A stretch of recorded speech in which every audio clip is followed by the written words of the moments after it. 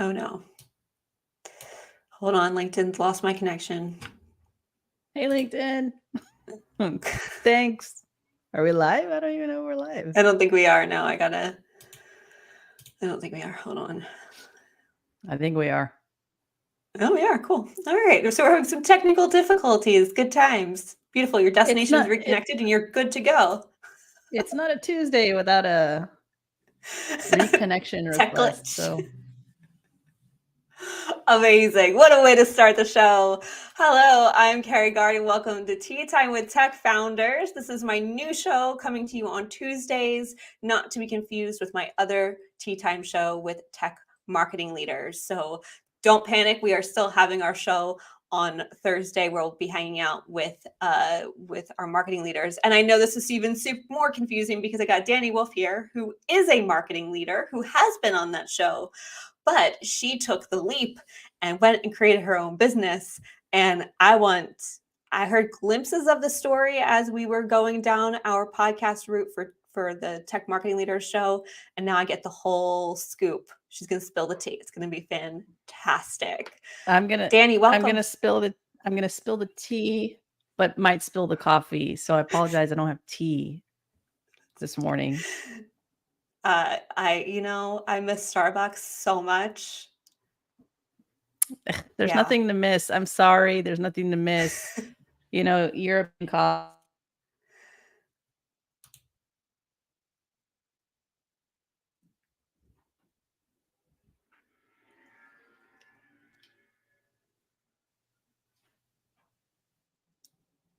She's back. Yeah, European coffee is technically better, but sometimes you just want the sugar. Like sometimes you just crave the thing. So, it's nice when I come home, it's always like one of my first stops. I'm looking forward to it in November. It's going to be awesome. Dani, I'm so grateful thanks for jumping on with me. You started a business. I did. I started 3 years ago? No, I started a business officially 1 year and 2 months ago, but it stemmed from a lot of the work that I was doing, on the side while I was working for in-house full time, using all that the stuff that I was learning as a way to help me do my job better. So, it's only been a year, a lot learned in a year, but just a short year. I feel like you've done a lot. Before we dive into what the business it does, tell us the story. Where did Audience First come from? Yeah, Audience First stemmed from a frustration actually that I had working in-house as a demand gen marketer, spinning up campaigns primarily on the digital front. And, working in the cybersecurity industry, it's a competitive space. There's a lot of technology. You're working with people, very smart people, but you're also working to persuade hard to reach people and people who are quite distrustful of the vendor side. And so it made my job trying to persuade audiences much harder. And so looking at, results as a marketer who's expected to 2x, sometimes 3x, sometimes 5x growth, that's a huge pressure. And so when I was looking at the results, we weren't getting that exponential growth that was expected of us. It required me to kind of take a good hard look into what's working, but more importantly, what's not working and why is it not working? And I realized the primary reason why things were not working was because I was pursuing a lot of trivial tactics that did not resonate with my buyer. What worked in other industries that I've worked for in the tech space did not necessarily work for the cybersecurity audience. And so I said, okay, well, what can I do about it? And I was like, well, we got to do customer research. Well, okay, fine. We got analysts on our side. We're working with Gartner. We're working with Forrester. were, hiring agencies, spending thousands and thousands and hundreds and thousands of dollars on all this, yet I never got a seat at the table. And so if that's the case, and a lot of the insight, well, no, we got insight, um was there just sitting collecting dust. How is that useful for me as a marketer who has to essentially persuade and convert audiences to buy products? So it required me to kind of take matters into my own hands and figure out what do I need to do specifically? How do I need to roll my hands up to better understand my audience? And I said, okay, well, at first it started, let's learn about conversion rate optimization, but still that's not the problem. I knew conversion rate optimization. What I didn't know was a lot about my audience. And so that's where I had to look at the foundations of what we have to do as marketers and start things from the bottom up, meaning we have to focus on foundation first, understanding what our goals are and how that ties to who our audience is and how that ties to what they need. I need to understand all that before I can even persuade somebody.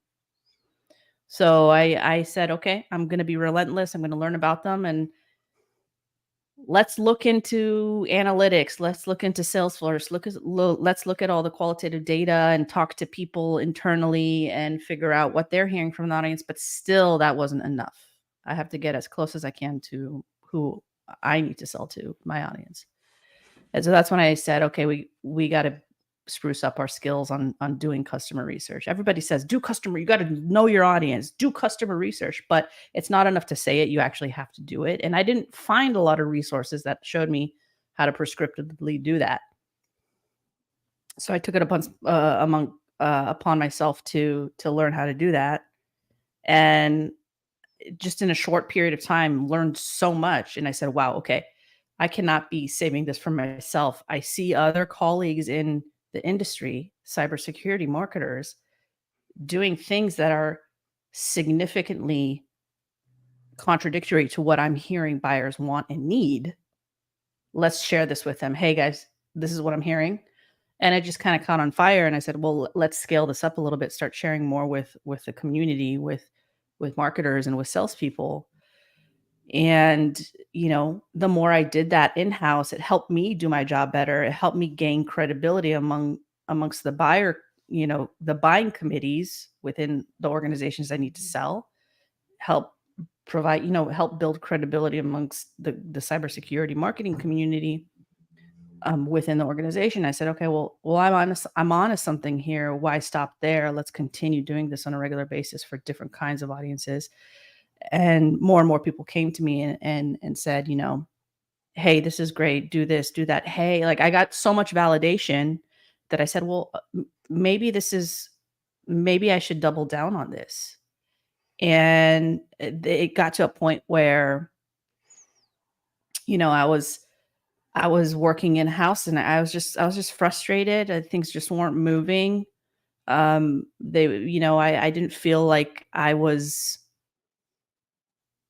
um, leveraging leveraging what I've learned enough and really like committing to the mission that I really am passionate about. And that's when I said, let's incorporate. I didn't have any, opportunities in the pipeline, nothing coming down the pike. I just said, let's just do it. And, profit will come. And, within a matter of a month, I got a couple clients, and then it started growing from there. I started learning more about who I need to sell to and who I need to work with and what I should be offering specifically in that period of time. And here we are now. It's been a wild year, but it's been eye-opening. I've learned so much. I've done a lot, and so now I know kind of where I need to focus. And it's been quite rewarding. I know that was a long answer, but No, but that's hopefully the that was a story, and clear that's why backstory. we're here. Absolutely. Tell me, what was the moment for you? You said everybody was trying to tell you to double down on this thing and go for it. Did you have like a moment, like a go, like it's now or never? Where you felt I like don't know you if it to was quit your someone. job and to go out on your own, like that's big. Yeah, I think I don't know if it was a moment. I feel like intuitively. By the way, how's my connection? I know my connection has been iffy this week. So if it goes flat, just shoot It's me. stable now. Yep, it's stable Okay, now. You're cool. good. I don't know if it was a very crystal clear moment. It intuitively just felt right. I felt like I was just faced. I felt like I was going against the grain a little bit, and I didn't want to feel that way. Um, and and I said, you know what, just take a minute, figure out what you need to do. You have a following, you have people behind you. And I think it's when I built my testimonials page when I realized like this is the validation you need. I mean, I have about 20 to 30 people saying like this is the hard truth and no one else is doing it like this, and that to me was validation enough to take on the risk of jumping Mhm. ship and not having anything aligned yet and just going for it. Um, I almost feel like that journey allowed me to kind of create the milestones that I needed to create to be successful as a first year entrepreneur, um, and continue that momentum. This year was about a lot of experimentation. It was about validating a lot of different things that I couldn't do while I was working in house. And now, going into the second year for Audience First as an incorporation, not just a podcast, I know now, and I have enough experience and enough data and feedback under my belt to know what needs to be done next. Like, what are the levers we need to pull on, and what are the products we need to create? So you started out as a podcast, as you just mentioned. How did you make a full-time job at I mean, I can be a don't get me wrong. I do a couple of these, it could absolutely be a full-time job. It's the monetization that I'm curious about of like where did you make that leap to actually make this a career in terms of Yeah, monetization? it started out as a podcast. A lot of the podcasting was done after hours. So I was working until, up until 10, from 9 a.m. to 10 p.m. at night. Um, Bless my wife's heart. She would wait up at night for me. Um, Weekends would never work. Weekends are my sanctuary. But I never monetized the podcast up until maybe a few months ago. What start so when I started the company, um, I positioned it not only as a customer research agency, but also as a growth agency. So what I would essentially do was I would work kind of like a fractional demand gen leader within small startups in the security space, taking what I've learned and leaning on um, buyer feedback as as a way to navigate where we should be going. Um, so so moving away from assumptions based marketing or guesswork to evidence based and buyer led marketing, if you will. Um, and again, assumptions are good if you back it up with data. If you have a hypothesis, that's great. Back it up with data and test it. But the people that I was working with did not have that um, infrastructure, the frameworks, the bandwidth really to take that on, and the network to take that on. So I started out working kind of like as a fractional demand gen marketer or customer marketer, and from there that allowed me to um, build the build the services to facilitate one-on-one customer interviews at scale, focus groups and CISO validation panels at scale, in person as well, so that there's not only the feedback element but the handshake element, right? Because it's about Mhm. relationships in our industry. It's about building relationships and trust and credibility. And so That's where it shifted. I also worked on, I knew that I wanted to teach a lot of people, but I didn't feel like I was the person that needed to be teaching marketers and salespeople. And so I teamed up with a CISO also to launch an academy, which basically laid out how they want to be sold to, and how you should be creating value for them. Like I'm not one to be the translator of these concepts. The buyers should do that. And so I wanted to kind of bridge the gap between the buyer and the marketer, and have challenge the med pick and the challenger sales frameworks, and have the buyers tell the sellers exactly what they need. Um, it was quite successful. We still have the on-demand uh, uh, course available. We launched our first cohort, which was successful as the first cohort. I think a lot to learn from and improve upon. And then from there, continued with those validation panels, the focus groups, and launched the podcast sponsorships as a way to connect with your ideal customer and dig deep into a specific, buyer research objective you have. Like, and if you don't know how to do that, I, as the host, will walk you through how that's done. So the podcast kind of serves as an exercise for you in how to do a one-on-one interview with the exact buyer you need to talk to. So it's been quite successful, those programs. And now a year later, I know what needs to kind of be dialed down, and what needs to be done next to take it to the next level in terms of evangelizing and teaching people the value and the importance of doing customer research before anything. So how are you? So that's where you're going to dial up. You're going to go into that evangelism and teaching space. Are you already? Do you have plans? Are you already thinking about how you're going to activate that program? What's sort of your thinking of the offer? Yeah, so in pursuing these programs and these services this past year, I realized that it's still not solving the problem that a vast majority of B2B tech marketers and a vast majority of tech founders are still not consistently learning and talking to their customers. And if I continue to do that and enable them, it's still not solving the problem. There are a lot of services that do that.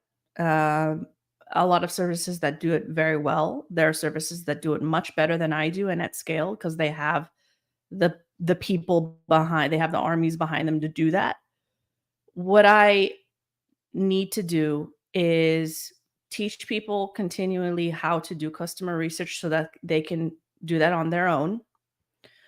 And not only that, I want to continue bridging the gap between access to actual qualitative data. Beyond that, I want to bridge the gap between the access to the data, and I want to be able to, and I'm trying to articulate this really well. I'm still working on how to Yeah, sure. position and message this, but I want to be able to have people utilize the data effectively and prescriptively, because it's not enough to do the research and then have that research sitting on your desk collecting dust. What do we do with the research? How do we analyze that research? What does it mean? And what do I do with it now? And who does what with it? And when do we do it?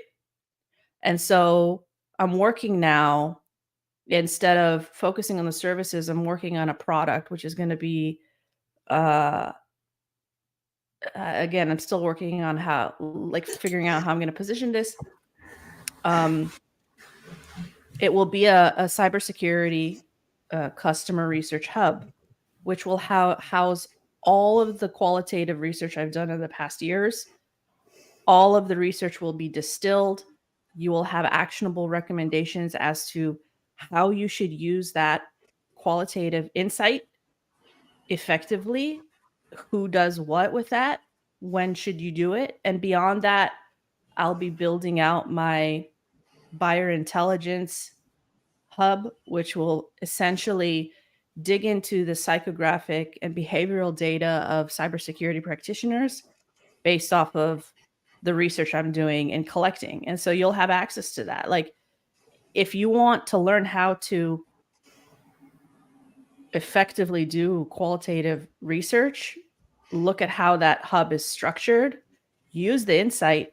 There will be templates there as to how you could facilitate different kinds of research programs, how to get buy-in for research, and an extra step, if you want to do something custom, we can work together. That's fine. But you'll get access to that hub and be able to prescriptively pursue research on your own terms. And not only that, most importantly, is apply that so that you're able to predictably scale growth. I'm on the edge of my seat. I'm going to have my eyes peeled for all of those things. That sounds amazing. And it sounds like the next evolution of where naturally is headed, in terms of, I love what you're saying about enablement and teaching people essentially how to do their own fishing, right? Is Yep. not just giving them the answer, but here's how you get to the answer, and here's how you, with your own programs, go find those answers, and doing the research yourself. Research is tough and takes a lot of time and hours.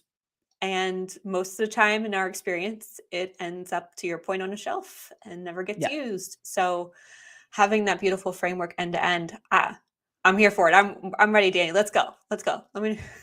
Let's do Sounds it. awesome. Let's do it. Question about audience first as a name.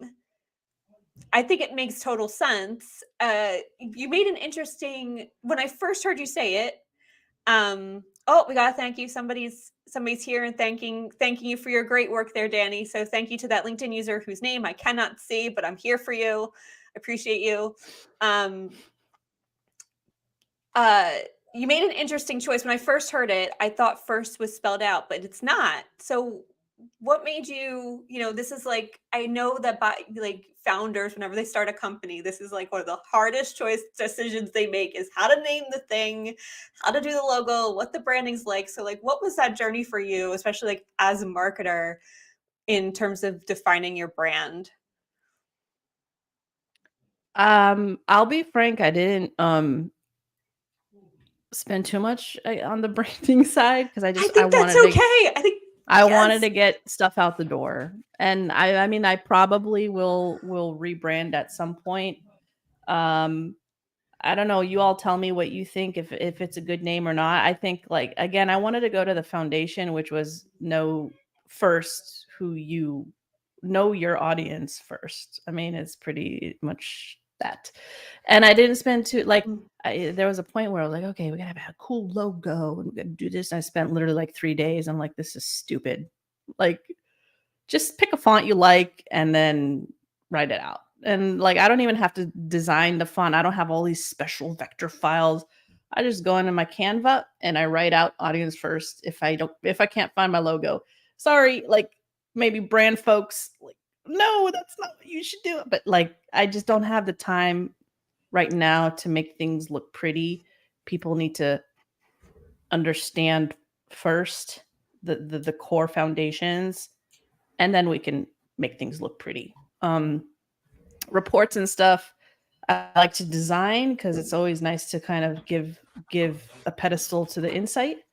But It's you know, perfect. Yeah. just start first with the foundation, and then you can go on to the optimization of beautifying it and stuff. Like, will it work first? Then decide if you want to spruce it up and make it look pretty. I mean, obviously, like, there's a vibe that I want to go for, and the vibe to me is like brutal honesty, like no fluff. All right, let's do a little bit of a cyberpunk kind of feel. Like, I'm not trying to Mm-hmm. be formal and blue and corporate. Like, it's more kind of like human, like let's roll the sleeves Yeah. up kind of feel. So there's kind of alignment in terms of like brand there.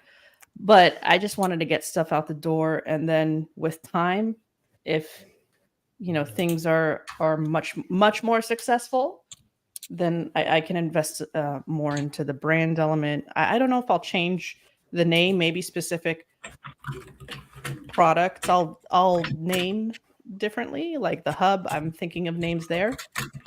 I don't know if it should be called Audience for Cyber Research Hub. That's long. I think I'll create some kind of name for it. But yeah, that's kind of my thinking at this point. Yeah.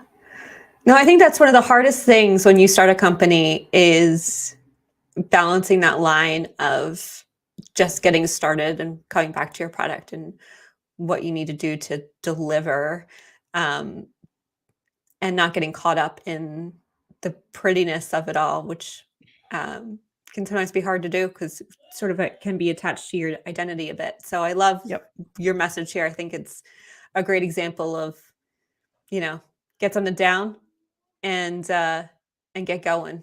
So yes to that. Yes to that. As a marketer, you have this lovely privilege of coming from a marketing background. Um, I always like to say this to founders who aren't marketers or have a marketing background, that they're technically their first marketing hire. So congratulations. You get a one up in that you are already coming from that background. How are you approaching, or how have you approached in the last year, marketing audience first?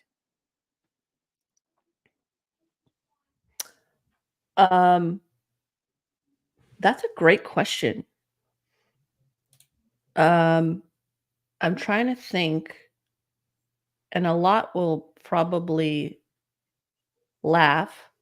I didn't have an exhaustive and extensive marketing plan down. I built things and I did things a lot based off of indicators from who I want to engage with and persuade that this is the way things should be done. So there was a lot of shift in the way I marketed. At times there was a lot of inconsistency because I took on way too much from a service and program perspective, which is fine. What I did know was that first and foremost, I needed to build a reputation as the person that relentlessly will pursue insight for the cybersecurity marketing audience. That was, to me, very important. I wanted to be known as the go-to, because if they had question, they had a resource. If sitting in my spot as somebody who's worked in-house, who now works in-house as a content marketer, which is interesting. It's an interesting journey for me. I knew I needed a resource. I knew I needed a go-to, and at the time I had some go-tos. You had Piplaya, you have Louis Grenier, you have Chris Walker. But what was missing for me was the depth and the nuances and the narratives tied to the real cybersecurity practitioner.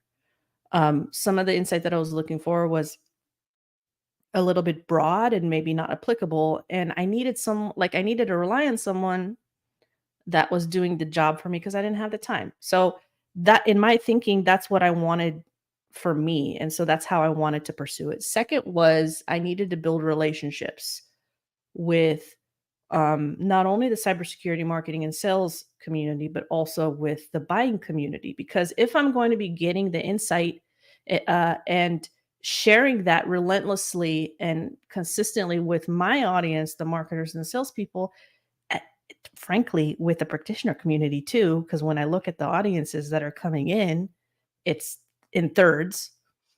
I needed to build relationships with the very people I needed to interview.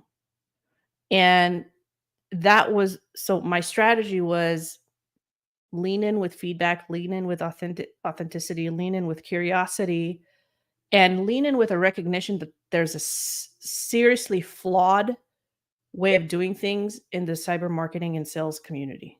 The status quo was completely broken, and recognize that. So join that resistance from the buying community, recognize it, and then work towards providing an alternative. And in my marketing efforts, for me,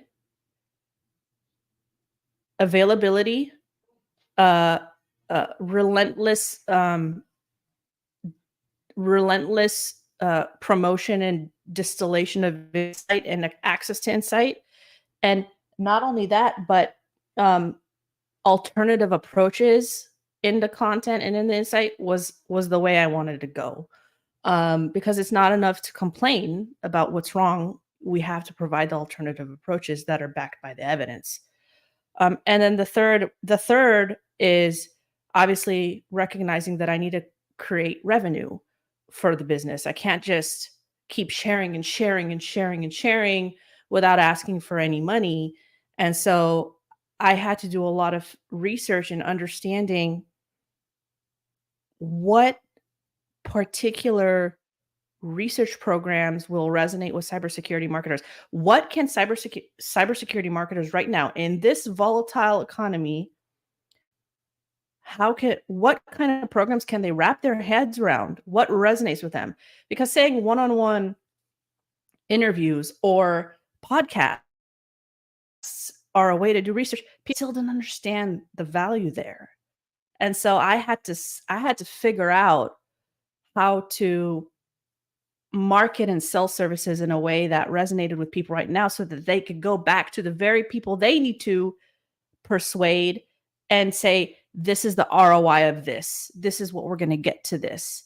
When you go in and you say, we're going to do customer research at programs and roundtables or focus groups, stakeholders are going to see like, well, we already did that. We already have Forrester. We already have Gartner. We don't need that. So I needed to go in and figure out how to package my services in a way that resonated with the market volatility, with the status quo. Unfortunately, it's by no means bait and switch. It's just the reality of how you need to set up the marketing message for that particular service, right? And understanding the challenges that they're going through right now. It took a long time. It took about 6 to 8 months to figure it out and realize, Dani, get out of your way. Like, people don't understand. Only 1% understand what you're saying. The vast majority who want to do this, which is still not enough, understand it this way. So that's how I approached it in my head, like, looking back at it now. It's interesting because it feels like you almost had to take your own advice, and you were so locked into understanding the cybersecurity buyer and practitioner that you almost had to reverse that when you went to sell those services and actually understand the marketer and where they were, which I feel like does sum it up nicely in terms It of was very like hard. how, yeah, I imagine. It was very hard because I had to, in essence, let go of, well, at the time I felt like I had to let go of my like core belief, like, no, you need to think this way, but people aren't thinking that way. So you have to nurture the way that you have to nurture and accept the way they think at this time, and then take them on that journey so that they'll realize, oh, okay, now this is how things are good. And now, there are a couple clients that realize, yeah, oh, I get it now. And like, let's take it next step, right? I believe in your mission. Let's take it next step. I'm advocating for you with some new stakeholders, and that's the way it should be. It's not like one and done. This is a process.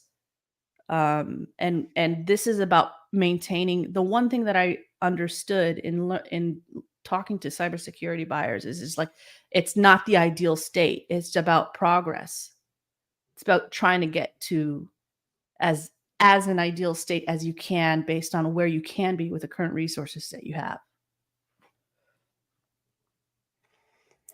It's such a shift too, like as a marketer, you feel like you know better. Like, well, I know the marketing audience because I am a marketer. So I imagine there was a bit of a leap there too of, to your point when you say getting out of your own way, like I feel like that's where I would be. That would be my hardest part of like, well, I'm a marketer, so I know better. I know how to market to marketers. It's such a different mindset when you're comparing all these different audiences from cyber to any of the B2B. They're all different. So I think something you said early on that I want to circle back to, which I think is really key, is while you've been focused on cybersecurity practitioners in that audience because they are their own beast, so to speak, this really goes out. This is really a calling to all marketers to really sit down and like understand who you're marketing to. Um, it could be marketers marketing to marketers, which is one of the hardest jobs to do. Could be marketing to developers, their own navigation in terms of how they see it, you know, the marketing industry. I'm married to one and he has ad blocker up, true story. Right. So, you know, I love this calling. I love that you are figuring it out and that you've dove head in and quit your job to make it happen. And I know that there are many marketers, including a couple of folks listening to us right now, who even actually said thank you, um, who appreciate the great work you're doing. In wrapping up here, Dani, can you tell me two quick questions for you? The first one is, what do you know now that you wish you had known when you started about starting a company? About starting a company. Mm-hmm. Ooh.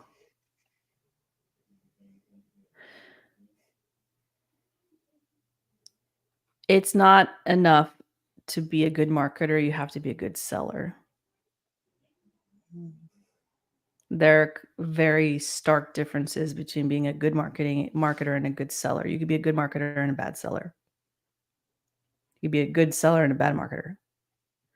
To run a business, especially if you're running a solo business or a small business, you have to be a good marketer and a good seller. And being a good seller is very hard. And so hats off to all the salespeople out there. Working in-house as a marketer for all my professional career, I didn't give enough credit to salespeople. Moving into the solopreneur space, entrepreneurship space, I have a deep appreciation for people who are great sellers. And I urge you, if you're starting a business, to get connected with good sellers, learn from them, and learn to master what it is selling to very difficult audiences. That's what I wish I learned much sooner. Like what I wish somebody told me much sooner. And it's out there. Like people say that you got to be good Yeah. at sales, but I it's not enough to say that. You have to explain how. And it's not about do your outreach. No, it's not about like there's so many like offers for like small businesses. Take, buy my sales playbook. I'll be honest, I bought some, but then I asked for my money back real fast. Sit like 10 minutes later. So that's what I wish. Yeah. Was there a second question? I don't know. I don't No, no, remember. I'm going to come out. I'm going to say the second one, but I want to sit there for a second because yes, and to that, selling is hard. It is. It is a muscle that is ever changing too, depending on the way the market shifts. And the market has shifted, and it is no longer a numbers game where you can just blast out a bunch of cold emails and then work your way through till you get to a yes. Like it is relationships that you got to cultivate. It is a circle of influence you need to build over time. It is a whole different ball game. And yes to those sellers who have those muscles. Bam, Yep. I'm jealous. So jealous. Yeah. So second and last question for you, Dani, is along the same lines of on the flip side, what advice did you get that either completely paid off and you were grateful you had, or was bad advice that was like something you leaned into really hard that didn't pay off? You're like, oh, that I wish that I didn't do it that way. Um, I don't know if I got bad advice because every advice is advice, and you could either take it with a grain of salt or go all in Sure. on it. I guess the looking back, the advice that I would give you is to take that advice with a grain of salt, because what your journey is may not be the journey of others. So collect it, validate it, figure it out, kind of sit on it. And it applies the same to research. Like, not every insight is relevant. You have to take a look at the collective insight, the collective data, the collective advice that you're getting, and then look at your results, look at your market, look at your audience, and see if that's in fact what's working. So yeah, I don't think I got bad advice. I just in some ways I wish I would have kind of slowed it down, maybe not taken all of the advice as yes, let's go. Like, learn to say yes, but not now, or no, or okay, let's verify that, validate that, and try it out. And here's where I think we will be based on this. So, I love that. Yeah, I love that. I think, anytime you go, it happens in those big milestones in your life, whether you get your first job or you pick your, you're telling everybody you're going to college, we get married, have that baby, start a business. The advice monsters come out, and everybody has an opinion about all of the things. And I love how you are talking about, taking what works for you or how to think about it. And it's okay to not take it all. It's okay to put those boundaries up, and it's okay to accept that everybody's journey is different, and you're going to go on yours, and you're going to figure it out as you go. And that's really what building a business is all about. It's figuring it out as you go. Right. Exactly. Dani, for people who are interested in learning more about you and Audience First, where's the best place to find you? Yeah, the best place is LinkedIn if you want to directly connect with me. Dani Woolf, exactly as listed here. You could follow the LinkedIn page, Audience First. It's Audience 1ST. Or go to audiencefirst.fm, the website where you could find our podcast episodes. You could find reports, different kinds of guides that I've created in the past couple of years. And if you'd like to subscribe, you'll get insight from me on a weekly basis. Though I have to say, this month has been quiet because I'm taking a pause from the podcast to reorganize the specific audiences I'm working with, and reorganize the product. So if you do want to subscribe, that will give you access to the future insights coming soon, and also access to the product that we're going to be launching very soon. So exciting. Wonderful. Dani, thank you so much. And thank you to our listeners. For Jean Bandy, who joined us, and a LinkedIn user. I'm going to check LinkedIn in a second and see who that is. And to anybody else who's listening, we're so grateful you're here. If you like this episode, please like, subscribe, and share. We are on every Tuesday, same time, same place. This episode is brought to you by MKG Marketing, the digital marketing agency that helps complex B2B brands get found via SEO, digital ads, and analytics. It's hosted by me, Carrie Gard, CEO and co-founder.